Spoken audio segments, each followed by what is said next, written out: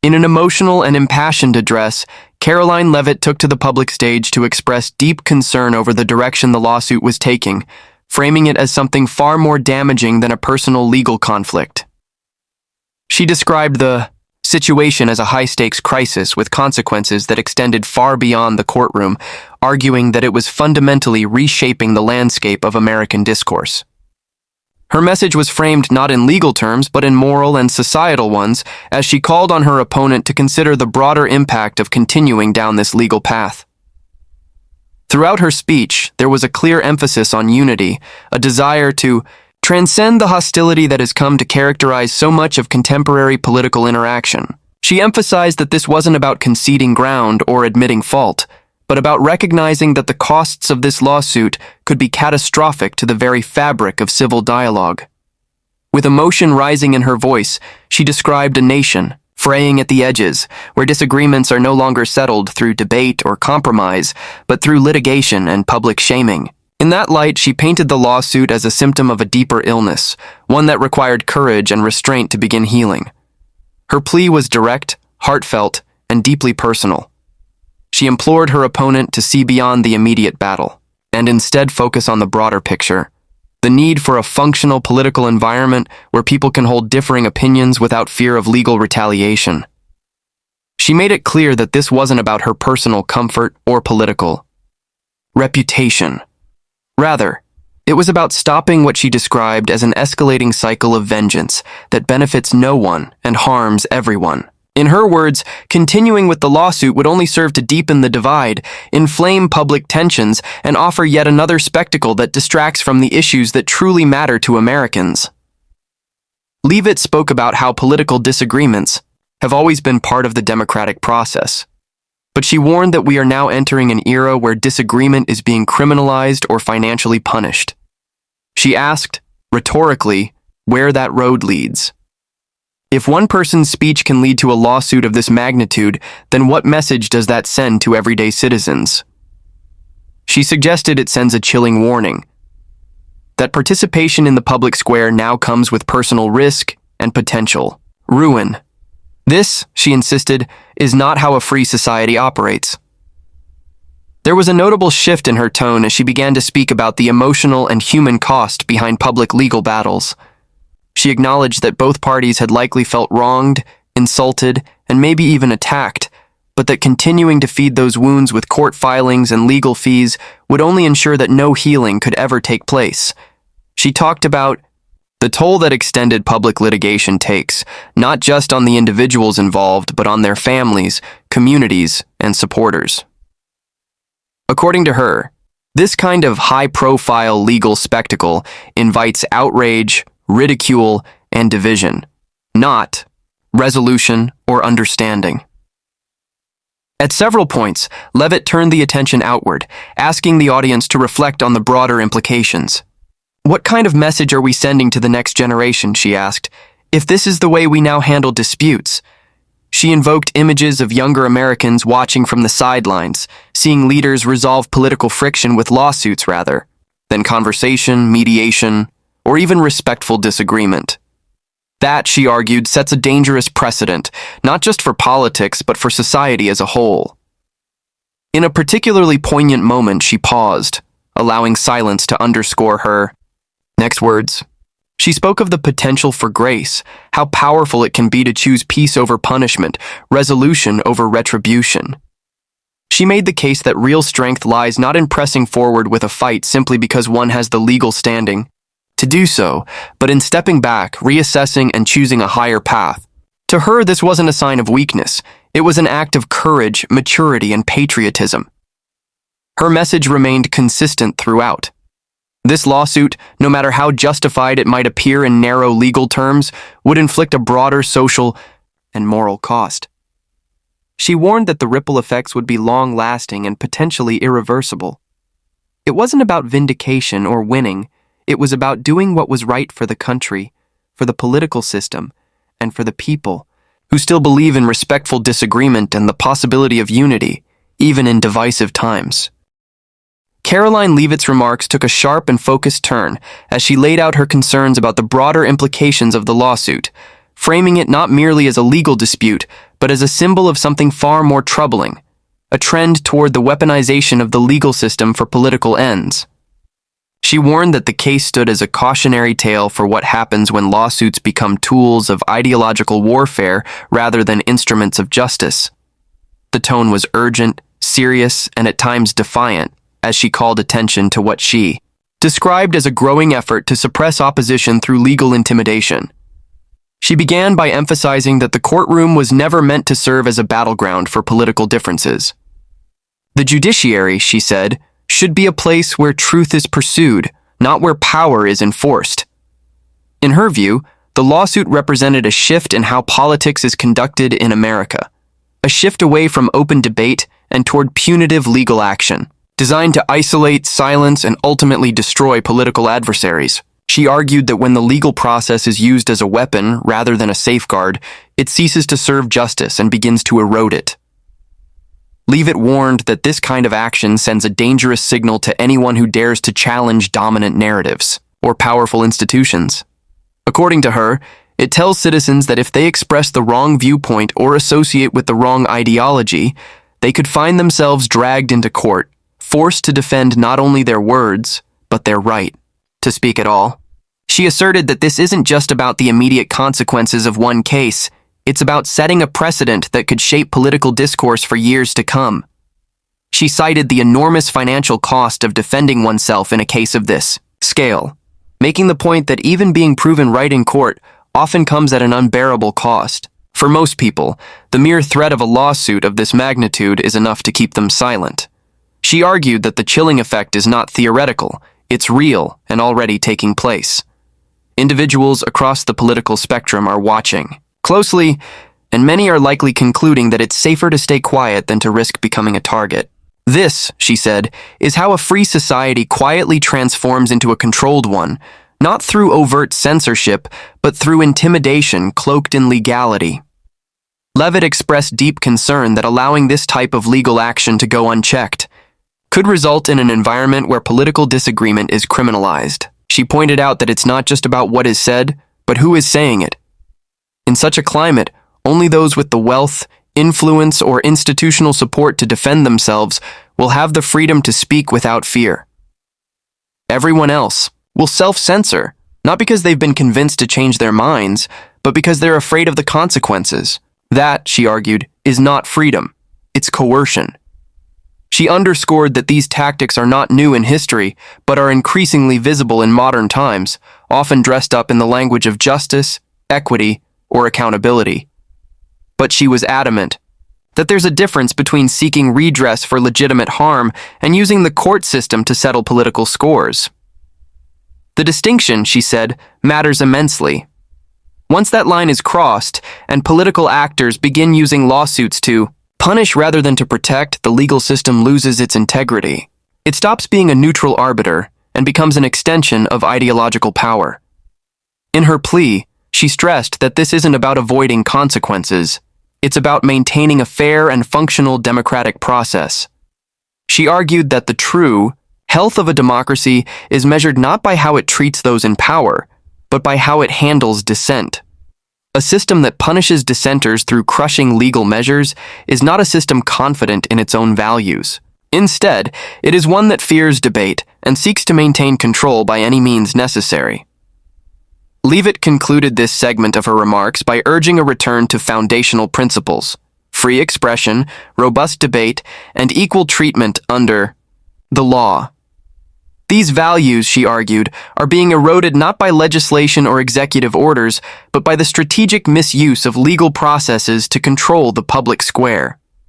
She called for a collective awareness of this shift and a unified stand against it, warning that if this trend continues unchallenged, the damage to political freedom and public trust could be severe and irreversible. Karoline Leavitt raised serious concerns about the financial scope of the lawsuit, pointing directly to the staggering figure of $80 million as an example of what she described as excessive and punitive overreach. She questioned how such a sum could be justified, calling it not a measure of damages but a tactic of financial annihilation. In her words, this was not about restitution or justice. It was about sending a message. A message that dissent, when inconvenient enough, can be silenced through sheer economic force.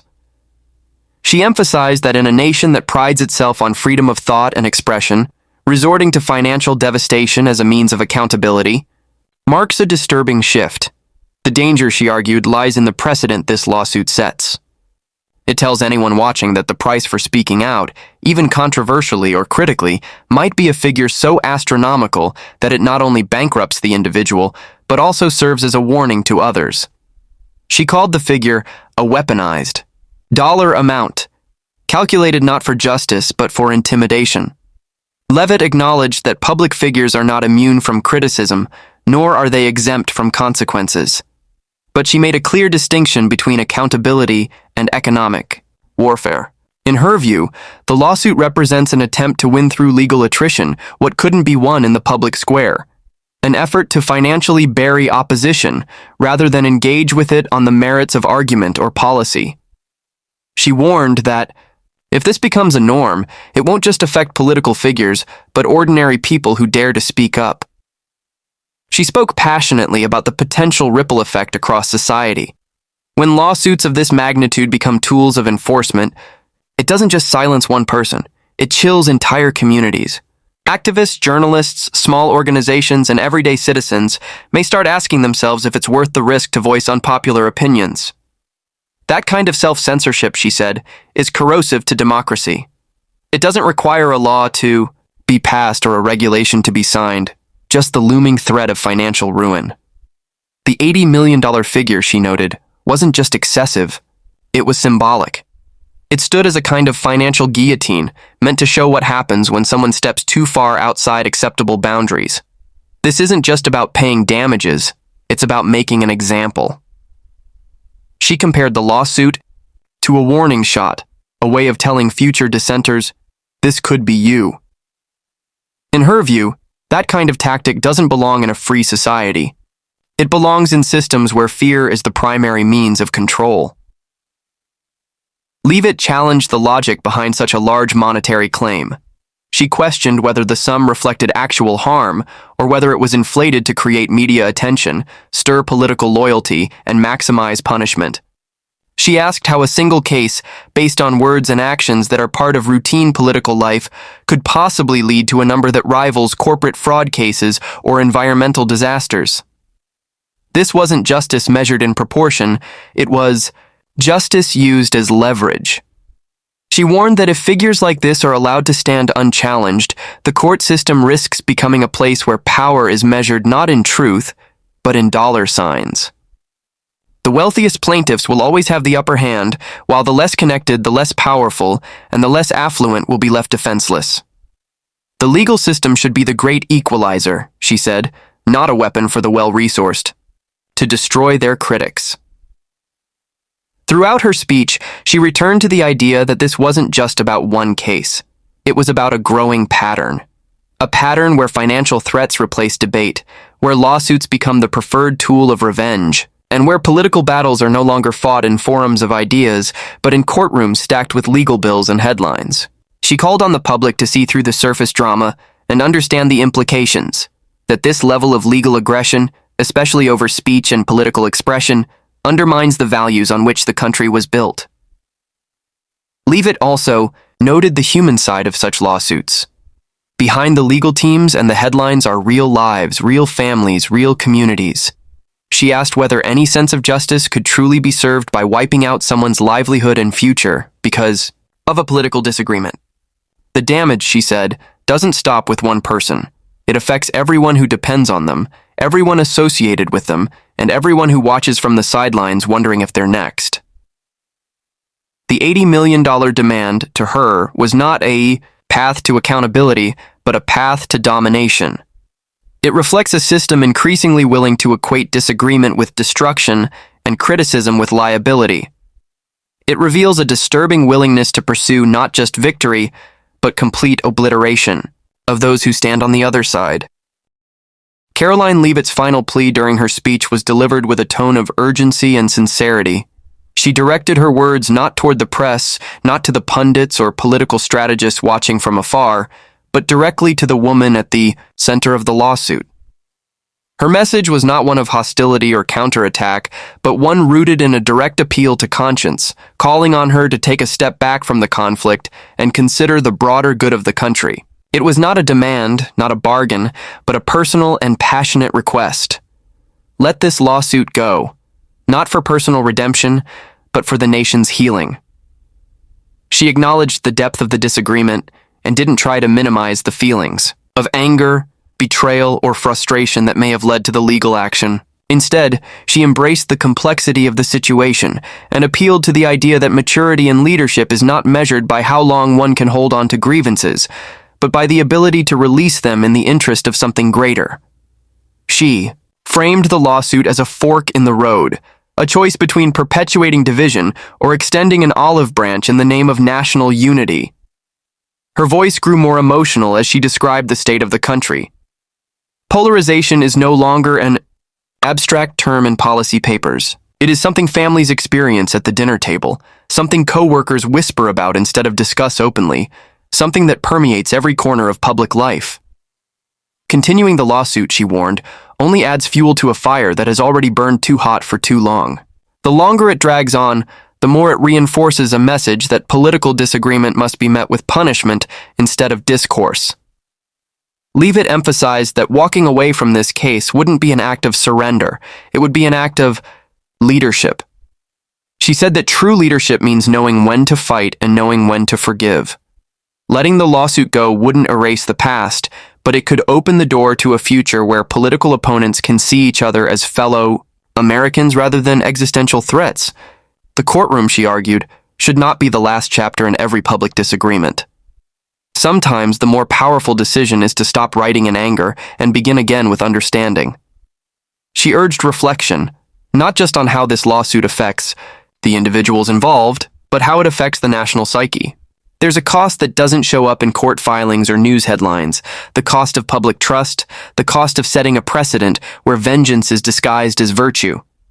She asked her opponent to consider how history would remember this moment. Would it be seen as a time when a personal conflict was escalated beyond repair, or a moment when someone chose to rise above it?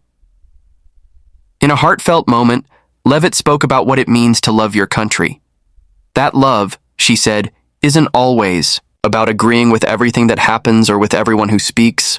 Sometimes it's about sacrificing the need to be right or to be vindicated in order to protect the greater whole. Patriotism isn't just about waving flags or giving speeches. It's about hard, uncomfortable decisions made in private moments of reckoning. Dropping the lawsuit, in her eyes, would be one such decision, a gesture not of weakness, but of profound strength. She talked about how rare it is today to see grace in politics. Everything is designed to win, the sound bites, the headlines, the litigation. But she asked, what if winning, in this case, means taking a different route? What if the real victory lies in de-escalation, in showing the country that reconciliation is still possible, even in the most contentious situations? She said that by letting go, her opponent would be giving a powerful example, not just to supporters, but to critics, to young people, to anyone who believes the system is beyond saving. Leavitt closed her remarks by reminding everyone listening that history is shaped not only by grand legislation or landmark court decisions, but by the character of those in the spotlight. This case, she said, had the potential to be a turning point, but only if handled with a sense of duty that transcends ego or politics. Her appeal was quiet in its intensity, solemn in its hope, and rooted in the belief that despite all the noise, there is still space for reason, for mercy, and for leadership that puts the country above personal victory. In closing, Karoline Leavitt's speech was not simply a defense against a legal claim. It was a broader call to conscience, a heartfelt appeal to restore civility and reason in an increasingly fractured political landscape. She did not deny the depth of the disagreement or the intensity of the emotions involved. Instead, she embraced the gravity of the moment and tried to rise above it, aiming her final words not at scoring political points, but at invoking something deeper: the shared responsibility that leaders bear in preserving the soul of the Republic. Her message was clear and unwavering. There is a time to stand firm, and there is a time to step back. The lawsuit, in her eyes, had become more than a matter of personal or legal consequence. It had evolved into a national symbol of where political bitterness can lead if left unchecked. And so, in her final moments at the podium, she called not for capitulation or compromise of values, but for perspective. Perspective that sees beyond headlines, beyond Twitter clips, beyond the next election cycle, to the long-term health of a democracy that thrives not on conflict, but on dialogue. She asked a fundamental question that resonated beyond party lines. What kind of country are we building if every dispute turns into a courtroom brawl, if every disagreement must end in destruction? The future, she reminded her audience, will be shaped not by those who scream the loudest or sue the hardest, but by those who have the courage to lead with wisdom, restraint, and principle. Her conclusion wasn't fiery or theatrical. It was somber, reflective, and deliberately human. She acknowledged the cost of stepping away from a legal battle, especially when pride, political pressure, and media narratives urge otherwise. But she made the case that sometimes the hardest thing to do is the most necessary. Letting go of the lawsuit, she said, would not erase the past, but it could signal a commitment to a better future. It would be an act of service, not submission. A decision that tells the country, we can fight fiercely, but we can also choose peace. Karoline Leavitt left the stage not with a legal defense, but with a moral argument. She didn't beg for mercy, nor did she seek to deflect responsibility. Instead, she asked for something greater.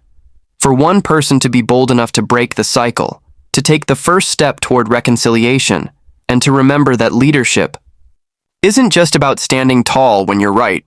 It's about knowing when to rise above even when you feel wronged.